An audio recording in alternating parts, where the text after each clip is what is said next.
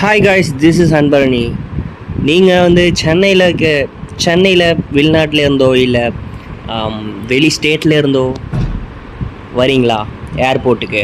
So எங்கே போகிறது, எப்படி போகிறது, டாக்ஸி எப்படி புக் பண்ணுறது அப்படின்னு தெரியலையா? உங்களுக்காக வந்திருக்கிறது இப்போ புதுசாக விட்டுருக்காங்க லோக்கல் பஸ்ஸு. சவுத்து சைடுக்கு போகணுன்னா கிளாம்பாக்கம் போய்க்கலாம், சென்னைக்குள்ளார போகணுன்னா அக்கரை பீச் வரையும் போய்க்கலாம். ஸோ ரெண்டு பஸ் ரூட் விட்டுருக்காங்க சென்னையிலேருந்து.